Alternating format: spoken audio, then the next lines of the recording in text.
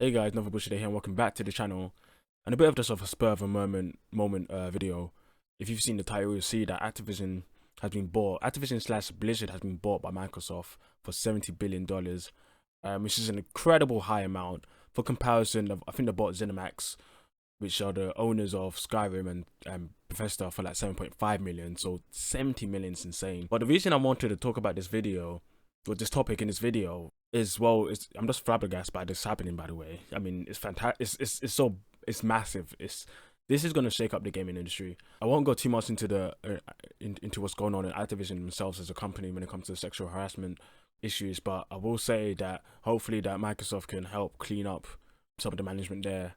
I can't remember the guy's name, if it's Bobby Kotick or something. Hopefully they can help clean up that company and hopefully clean up their own company if there's anything there too. But I'll leave that at that. When it comes to the gaming side of stuff, the reason I wanted to talk about this a lot is mostly because of how this is going to shake up the industry and the other two big three, Nintendo and Sony. People have for the longest of time has said that Microsoft has no games. You know, Sony and Nintendo have the best first party. First was Nintendo having the best first party, and then lately I've actually noticed that Sony is having a big push on first party. I'm actually quite impressed with the first party games that Sony's coming out with in the recent years. I'm not a Sony fan. I actually don't own a Sony console at all, but I can respect the type of games they're putting out. So it's good overall, definitely for them and definitely for the community, gaming community as a whole. But when it comes to Microsoft, yeah, this is massive. This is hopefully, I mean, they've already been doing better recently. In the recent 2 years, they've been pushing out more first party games. Definitely this year, I'm hoping they do much more onwards on the next coming years. But I hope this puts more pressure on Nintendo and Sony to really buck up their ideas, because Sony has been on top since forever when it comes to the home console base. The only gen that actually lost technically was PS3 against Xbox 360. They lost that gen, but that could also be debatable because in the end, PS3 did start selling a lot. They just had a really rocky start. Microsoft has a lot of ground to cover, and I want to see where this actually leads them. I think Sony needs some checking, because Sony has been making some questionable decisions over the last couple months, years on what they're doing for their user base when it comes to the things with the online stores, with how they treat old games, talking about PS5 games being exclusive but still bringing them to PS4.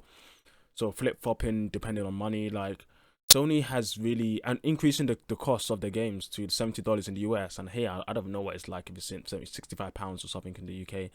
But Sony have really been like pushing on the fact that they're the top dog and everyone knows Sony and they have the best games overall right now. So they're trying to really push them as the top stars. So I think it's really good to see some more competition when it comes to Microsoft's side. You know, you as us consumers, it's great for our favorite companies to do good. I mean, yeah, sure, it's great, but at the same time, you shouldn't want other companies to do bad. We should want them all to do good, to push them even better for the future. For example, let's go for Nintendo next. Nintendo's been doing so well that it's a bit of a shame that since they've been doing so well with the Switch, they've been skipping out on some stuff that they've done in the Wii U. In the Wii U era, since they were on the bottom, they were slacking.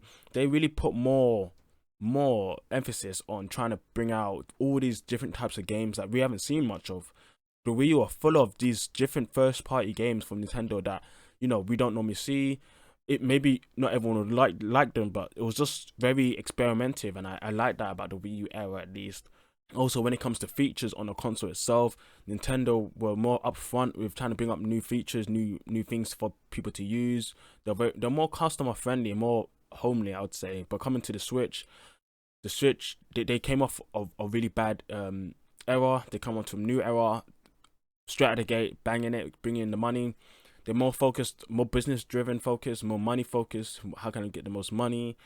How can we, you know, get the most out of our customers? Not that kind of mentality, you know, that clashes with me, because I fully understand a company wanting to get as much money as they can, but I respect the company even more if they think, okay, I want to get as much money as I can while still giving a lot to my customers.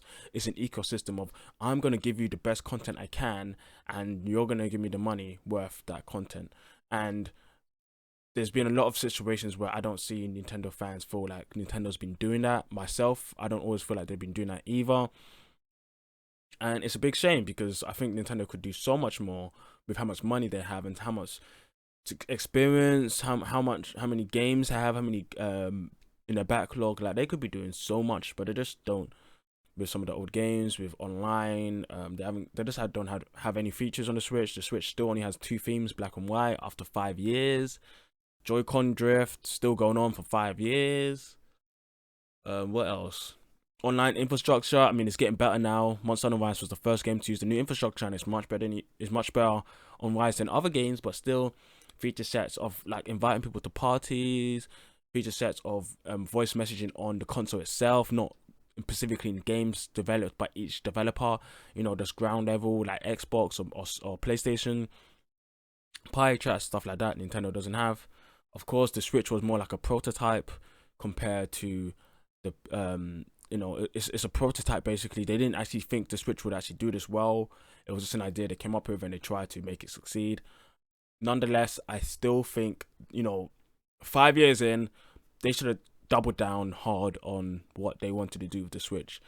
It's very possible that COVID did delay stuff. I mean, we had many rumors about new things coming to the Switch, new feature sets coming to the Switch. It's possible that Corona delayed that. I mean, it started in 2012, late 2019 in some countries, but the fact that now we're in 2022 and we still don't see anything, you know, that's a bit of a shame.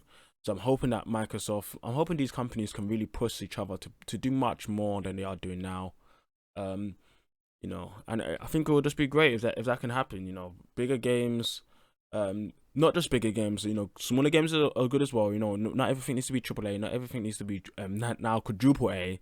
I think it was Ubisoft is trying to bring that up. You know, some AA, some even A games, you know, indie games as well.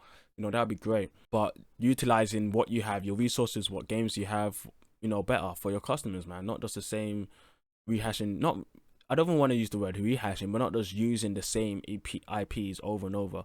Mix up what you got, because there's so many IPs that we know that are dead from these companies like PlayStation and Sony that are PlayStation and Sony, that's the same company, from Nintendo and Sony, which are dead. And the reason they're dead, I mean, it's partially because people aren't buying them, but also if it's also the marketing and how much they're going to put into these games to make them appealing to people. I feel like some of these games need a second chance or a third chance, who knows, or even a first chance. Maybe a game did well, but it didn't even get, you know, it still didn't get another chance, even though it didn't need a chance. It just needed a second game. But yeah, man, that's over my thoughts on this. I'm excited to see the response of the other companies when it comes to this. Microsoft has been putting so much pressure on Sony to do more, definitely when it comes to cloud gaming, when it comes to things like Game Pass, free games. They've been pushing hard. Nintendo has been slow to turn around. We've only just got free Nintendo 64 games and old games, which I don't care about. I would actually try newer games that are free, more current games, maybe in the past like 5 to 10 years as well. But that's not the case. So hopefully Microsoft can pressure these companies, Nintendo and Sony, to really buckle down and do more for the consumer base. In the end, a company is all about the money. But like I was saying, I respect the company more if they're about the money, but they're also willing to look after the company, the customers, due to the money they're gaining. That, to me, that's what a company, in my opinion, should be. But you know, maybe I'm an idealist in that point, you know. But okay, cool. Well, that's it for this video, guys. I hope you guys are doing alright. You know, it's been a wild day. And I'll catch you guys another time. I think I'm gonna be streaming Monster Hunter GU tomorrow. I'm gonna bang out this Stone Fist. Hopefully, I can destroy him. But yeah, I'll let you guys know. I'll catch you later. See you.